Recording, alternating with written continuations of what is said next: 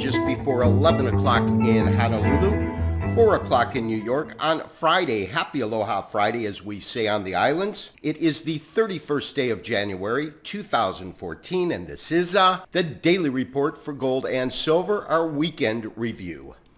As we go into the close of today's trading activity and the week's trading activity, we do have gold and silver both nominally higher. We have gold currently trading roughly at $12.44, $12.43, puts it up roughly $1 on the day, the high $12.55.60, the low $12.37.50. Silver also trading higher, but just slightly higher, $19.15 current print, up a couple of cents on the day. The low is $19.01, the high $19.58. And very, very interesting candlestick that is forming. This is our daily chart, and we definitely have a doji forming in the market. We'll see how it closes, but you can see we have this trading range and open and close being pretty much identical. We'll talk about that towards the end of the show. When you consider the recent range that gold has had, it's really been all over the board. We're still looking at a 120-minute chart, so each candlestick, standard candlestick format, of course, represents 2 hours in time. This is that dramatic rally that we saw in which gold traded off of about 1230, 1231 to about 12, just shy of 1280, 1278. So we had this dynamic move in the marketplace, almost $50. Market then corrects, and when it corrects, you can see it corrected to about 61% of that move, that being 1249. We did identify that early in the week, and when I say early in the week, I'm talking about when the market was trading roughly in this area, that this should be support, and in fact, we saw it really rally off of that support level, only to be crushed as the market broke down the following day. And really what we are seeing right now is the opposite of what we were seeing during the rally, in which we were seeing a series of higher highs and higher lows. We are now getting a scenario in which, when we take a look at the recent highs, we're getting lower highs. We're also getting lower lows on the day. And really what I mean by the higher highs and the higher lows is really this rally. When we look at this rally here, and this rally, of course,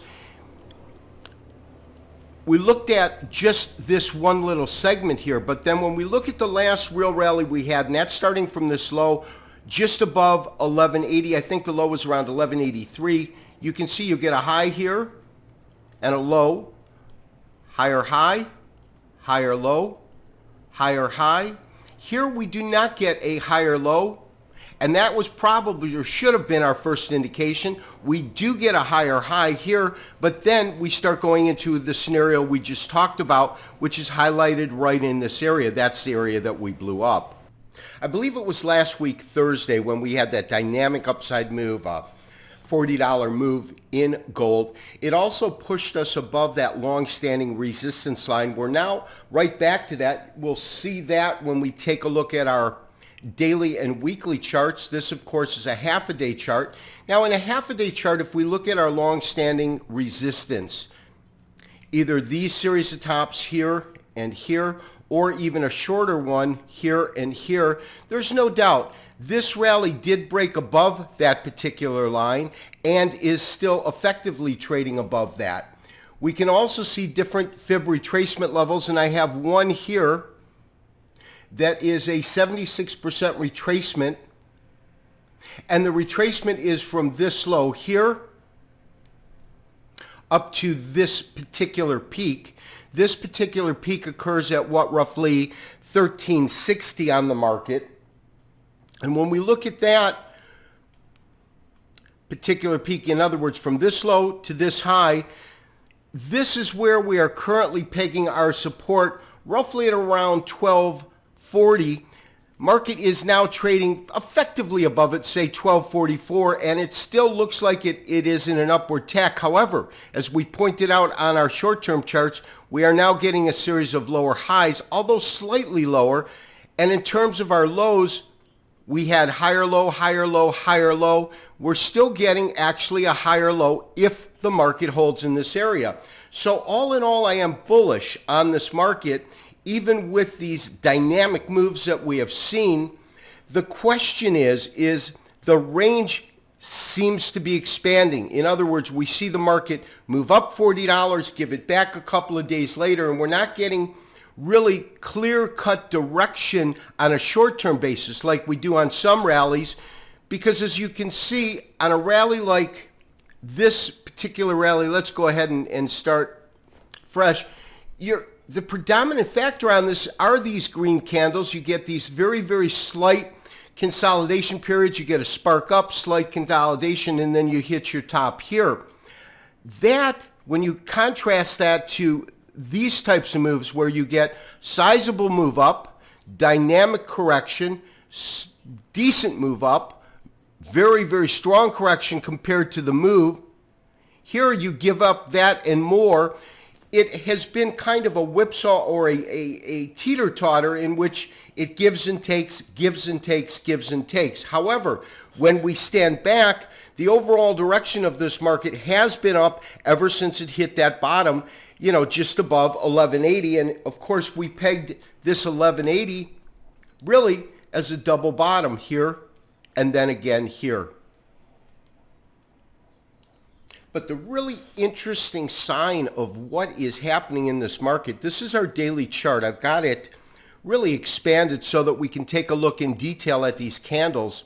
When we look at these individual candlesticks over this last trading week, you have predominantly very, very small bodies, and you have dojis, which are really an absence of body where the open and close are fairly close or identical, and that's where you're getting that unchanged on the day.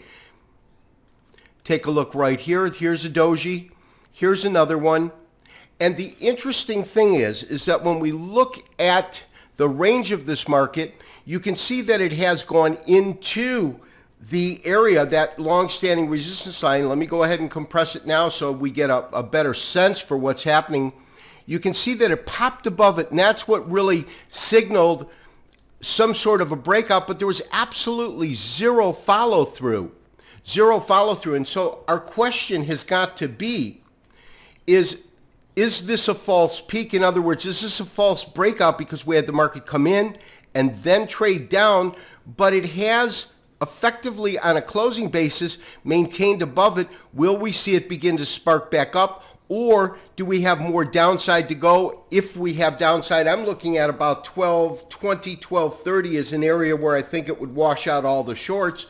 But will it trade down again into this long-standing resistance, or will we see something next week, next month, as a matter of fact, where this market kind of really begins to take off dynamically? Because typically on a breakout, you do not get activity that can be characterized,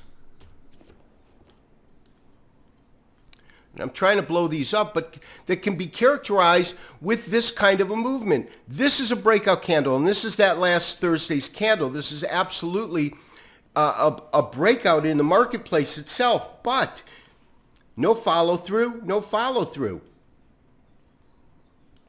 Now, in terms of how we had that lack of follow-through, it's really evident when we look at our weekly chart. Here's our weekly chart. Of course, here's that dynamic long-term resistance line that we pointed out.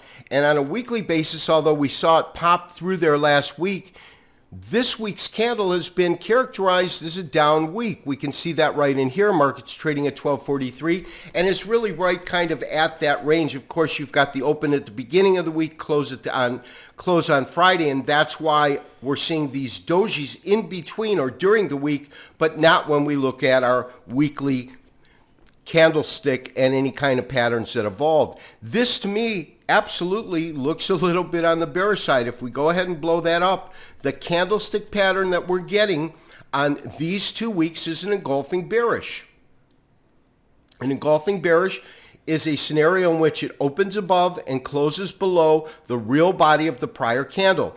This being the prior week, this being this week. So all in all, we have seen this market really effectively trade lower this week, but trade right back into that area where it's almost too close to call, because when you look at this current close, it really intersects at that line. So we'll have to see how that develops next week. My sense is that it could go either way. I'm still bullish, but we did not get the follow through that I expected and hoped to see as this market traded, and absolutely, this is last week, broke above that particular resistance line. We got the opposite of follow through. What we got was the market really backfilling and engulfing this prior candle. Now, whereas we have seen gold drop about $25 over the last 5 days, we have seen the US dollar gain about 1.5%. That has been strengthening. And when we look at the stock market, because it's been the dollar and the stock market, I believe, that have been really catalysts for the moves in gold recently. You see this alternating candle color. The question is whether it's building some sort of bottom here or if it's simply the market consolidating before heading to lower pricing.